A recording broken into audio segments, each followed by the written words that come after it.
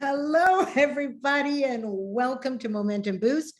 I am your host, Adrienne Gold-Davis, and I'd like to welcome you to my Rosh Hashanah dinner party.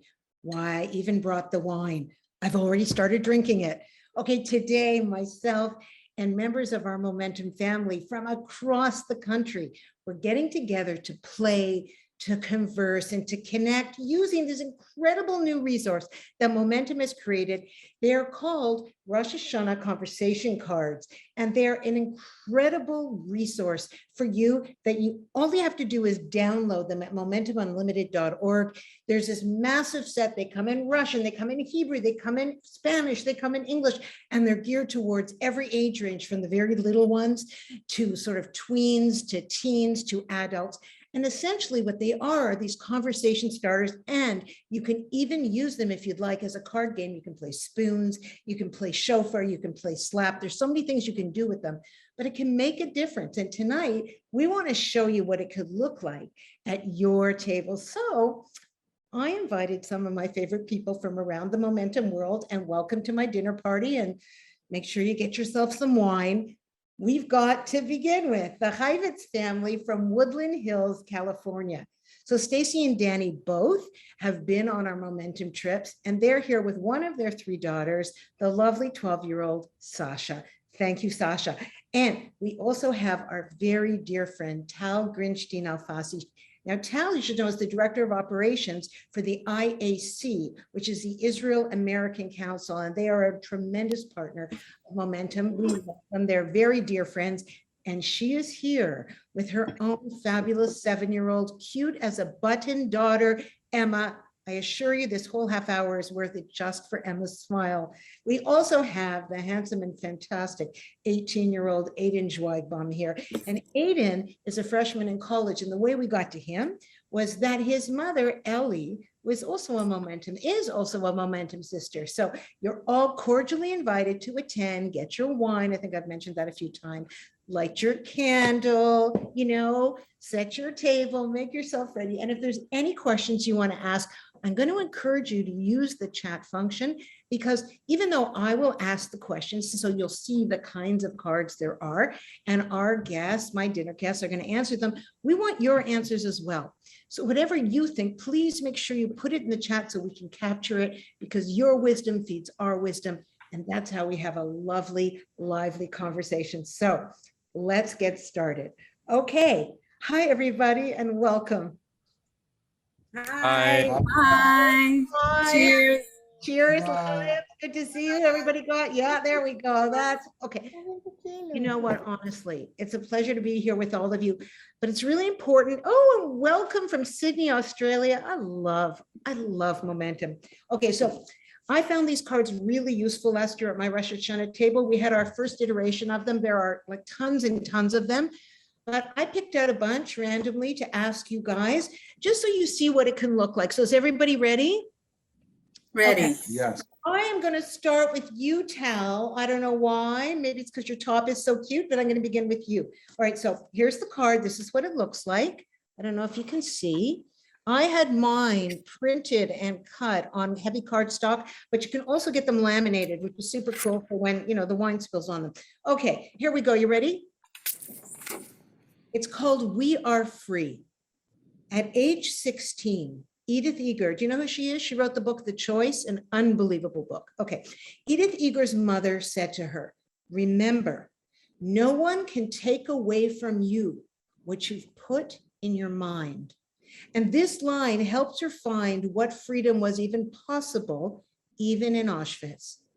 Trauma can ingrain responses that seem involuntary, but in the introduction to Dr. Eger's remarkable memoir, which is called The Choice, Embrace the Possible, she writes that the book is the story of choices, big and small, that can lead us from trauma to triumph, from imprisonment to freedom. Key idea of the high holidays is that we have more freedom than we realize. We're free at each moment to choose our response to what's happening. And our past choices, they don't bind us. We're free to act differently tomorrow from how we behaved yesterday. Your prompt question is In what situation, Tao, are you motivated to choose a new response? So I think you can see the situation right here next to me. I Yes. think that every situation with the kids motivates me to react differently. Sure. If I'm getting upset today, I'm gonna take a deep breath in and deep breath out. And the next situation, I'm gonna act differently. And I'm gonna choose a new response. And I'm not gonna let it take over me. Wow. You know what that sounds like to me, Emma? It sounds like mommy's going to not yell ever again. I've got a bridge in Brooklyn to sell you too. No, honestly, that is a wonderful thing because controlling our anger and our responses in anger is always something that it's a valuable choice that we can make. But Emma, come into the picture. I want to see that smile of yours. This question is for you. Okay, listen carefully. I would love to hear your answer. You can answer in English, you could answer in Hebrew, and mommy could be your translator, whatever you want, okay? This one is from our deck for little kids, and you'll see that they're all coded and according to who they're for, so it's easy to choose. This one is called, Emma, Apples in Honey. Are you ready, hun? Okay, you're my honey. On Rosh Hashanah, we dip apples in honey, and this is supposed to remind us to ask God for a sweet new year. Emma, what are you going to do this Rosh Hashanah that will make somebody's year feel super sweet? What can you do to be the honey in someone else's life? Call my best friend Mika and tell her we're coming to visit. Oh, what's her name? Mika, you said? Where does Mika live? Do you know? Rockville. Oh, and you just moved to Texas, didn't you? You must miss her a lot. I think that that would sweeten her new year, and I think it would make you feel like you ate honey too, wouldn't it, honey? That's a really good choice. Thanks. Okay, that's fantastic. Okay, the next one. Why, I believe we'll give this to you, Danny. This is personally one of my favorite in the deck. Okay, ready? It's called Apologizing. It's from the adult deck, and it's about forgiveness. Apologize, even when it is not completely your fault. Funny, a guy got this. Okay, know that sometimes you can win the battle, but you can lose the war. Valuing peace over the moral superiority of being right is a gift that you give yourself. Apologizing for your part in something doesn't mean you're wrong and that the other person's right. It means that you value your relationship and you take responsibility for your part. In a separate communication and not as part of the apology, you would discuss the other person's role. Here's your prompt. In which of your relationships can you apologize even though not everything is your fault? What is getting in the way of your apologizing? And what advice do you have for yourself? Well, I could speak for probably most of the Jewish husbands out there in the world that we are always right, but we're told that we're, in order to keep shalom by it, there's times where you say forgiveness, that I'm so sorry that I did that, I was wrong. And it's also with your children, you know, even you can give them rules and you break them for whatever reason. There's an apology there. It's teaching them right and wrong is not always being right is important. It's about realizing your relationship with somebody and what's more important, to always be dominant and saying, I'm right, I'm always right, or giving in sometimes and for the good of the relationship, admitting I'm at fault. Wow, and it feels like there's even a higher truth to being right, like being kind and wanting peace. In some ways, I mean, right is, I mean, there's certain things, obviously, Danny, that are objective, but for the most part, someone seeing something differently than you do doesn't make them wrong or you right. It's like navigating the emotions. So what do you say to yourself when you know that what will help in a situation? And remember something else is that sometimes the hardest apology we ever have to accept is the one that we will never receive. What do you say to yourself when you feel like it's time to make peace by saying sorry, even when you don't feel like it's your fault? What's your self-talk? My self-talk is it worth the fight and what is to gain? Just to be right, to ruin a relationship or to have conflict. Sometimes you need to pass the conflict and just accept a little humbleness and apologize for something that even if you're right, winning it doesn't matter, because what you could lose out of that is more, the loss would be bigger than the gain. Wow. And do you ever apologize to your daughters? Does he? Sasha? Yeah. Do you realize that that's a big deal? Many people have waited their entire adult lives for their adult parents to apologize, to figure out, but there's something about apologizing to your child. Do you do that in order to role model it, Danny? Or do you do it because you genuinely feel that her dignity is even more important? I think I try to role model for my children more. I think that's the most important thing, is to teach by example. Wow. Wow. You're blessed. Stacy, you've got a good husband there. And Sasha, you're a lucky girl, I have to tell you. So Sasha, if it's okay with you, since we already kind of have you in the square there, I want to ask you something. This comes from the deck for teens. Now, these are not fluffy questions, the teen questions, because most teenage young women and young men are totally already, sort of in the adult mindset, but they're more applicable to your life as it's going on now. So this one is for you. It's called The Power of Bees. Why? Well, it's part of the honey set. Okay. Did you know that it takes about 800 bees, a lifetime of work, to make only 1 pound of honey? And with each bee, they only produce a half of 1/12, not even a half, a 12th of a teaspoon of honey in their entire lifetime. I had no idea. Wow. All of the bees' hard work leads to the shelves in the supermarket stocked with jars and jars of honey. One of the things we take from this is when we work as a team and we help each other, our power is magnified many times over.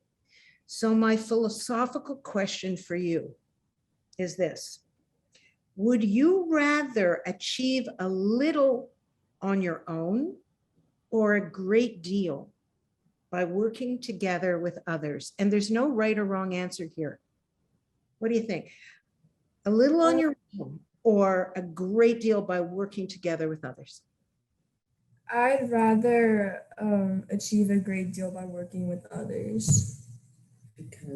Because I feel like it's just you get help from other people and you could get something done faster and more of it done faster, and you could also build nice friendships or relationships with people that you're working with. And do you ever find that in a work situation or a group situation that there's one person who's the queen bee, somebody who's carrying all of the work? And how do you deal if you are working in a group capacity, which I imagine in grade 7 or 8 is pretty typical? How do you deal with one of the worker bees when they're not carrying their weight? Does it make you angry? Do you speak to them? How do you deal with that? Well, if they choose that they don't want to do something, it's like I'm not going to force them to do something that they don't want to do.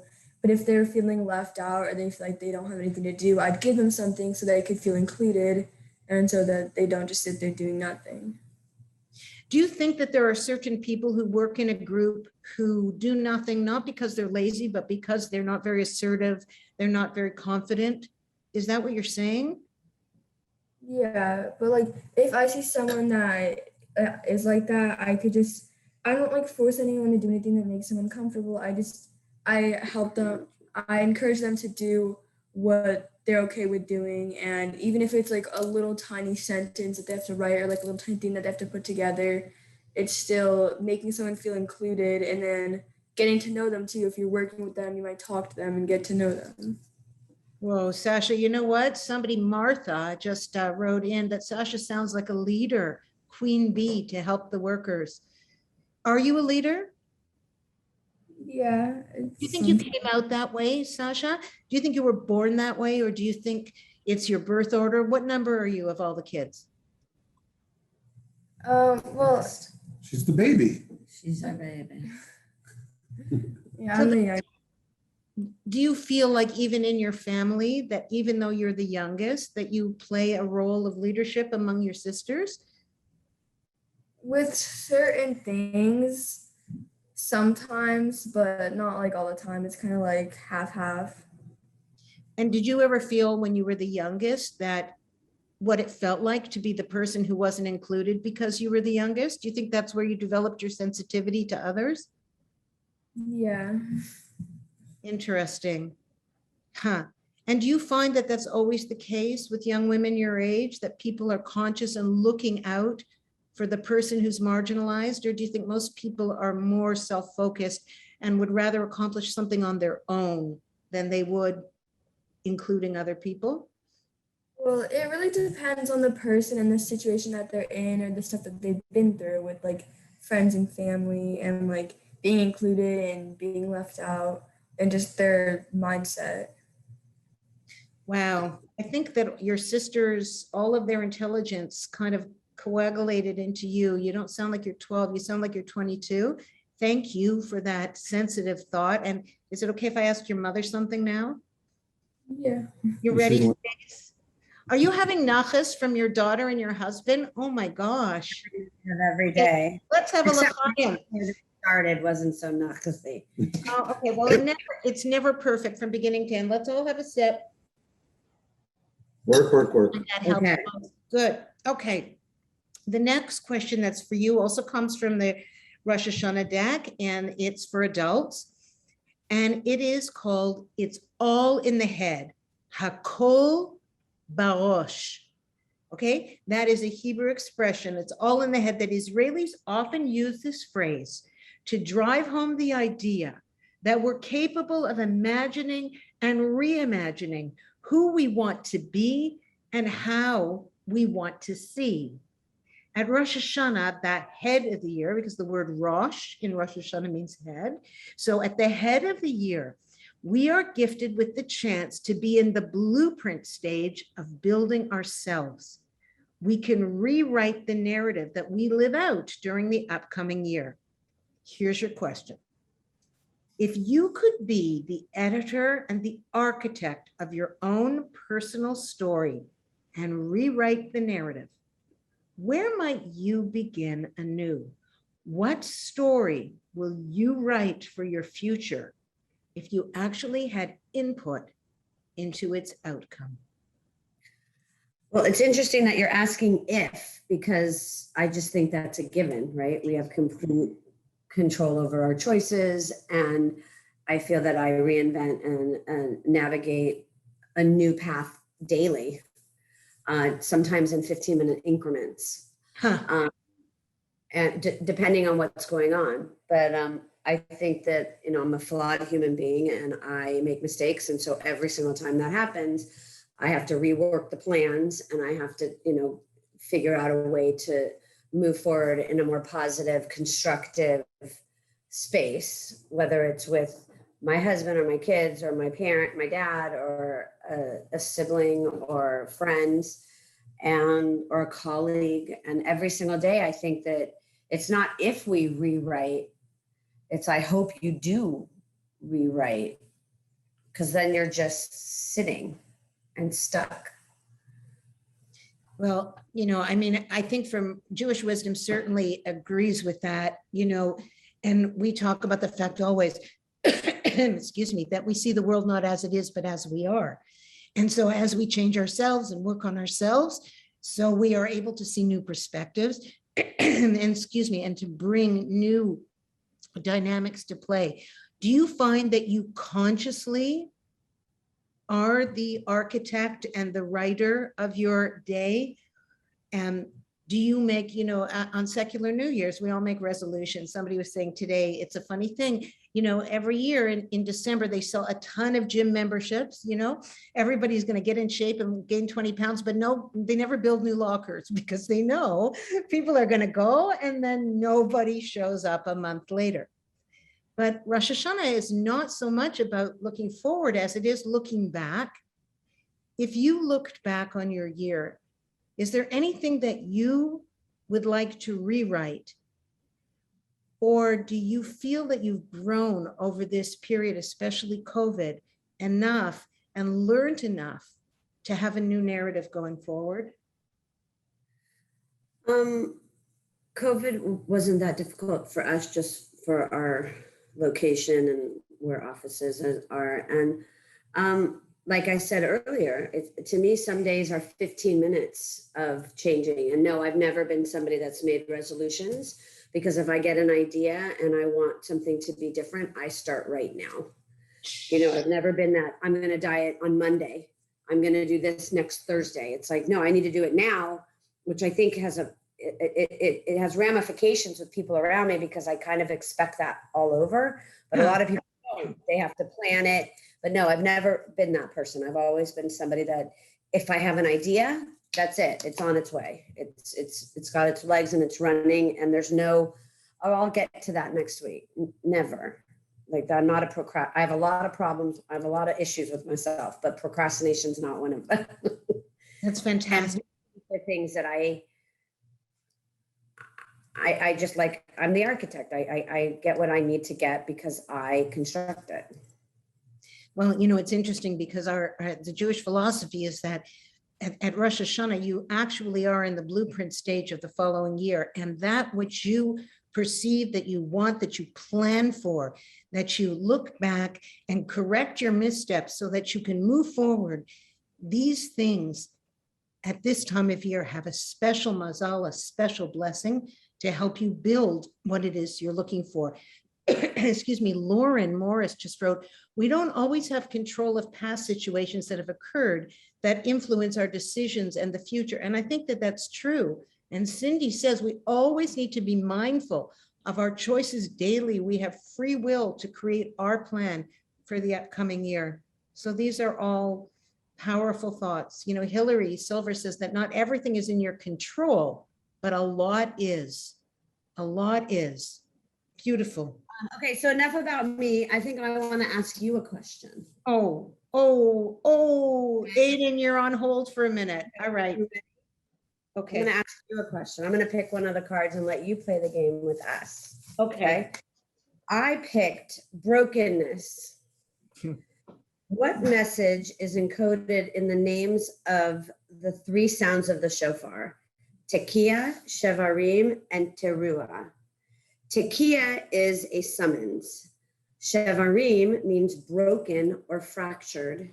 And according to the earliest translation, the biblical name for Rosh Hashanah, Yom Teruah, means a day of mourning. The shofar blasts summon us to be sensitive to brokenness and to the anguish it evokes.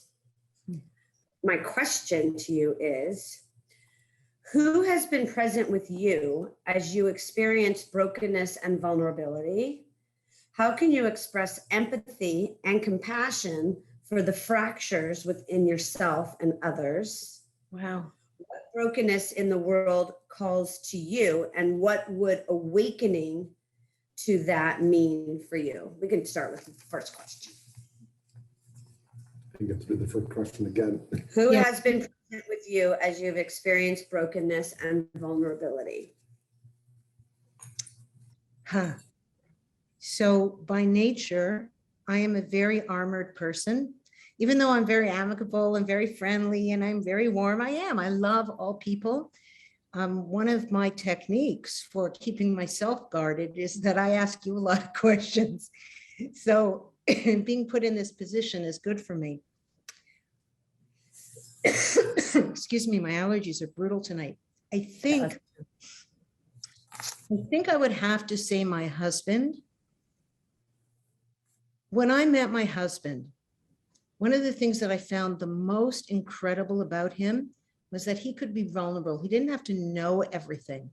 He didn't have the answer for everything. Whereas I always used to pretend. I would lie. I would make stories up. I would say, yeah, I saw that movie. I read that book or whatever. I couldn't bear not knowing everything. I couldn't be vulnerable. And my husband was like, if I was like this, Duke's up, my husband was like, oh, hit me, right? And I found it very, very attractive in him, very attractive.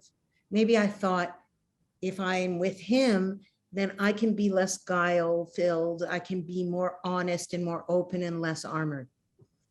But the very thing I fell in love with within 1 year of being married to him drove me insane. Why can't you put your dukes up? Why do you have to be so vulnerable? And in marriage counseling, I learned that the thing that bugs you the most is usually a disowned quality in yourself. And I came to realize that even though at the beginning I found it attractive, once he was attached to me and part of me, I was afraid that people would think I didn't know.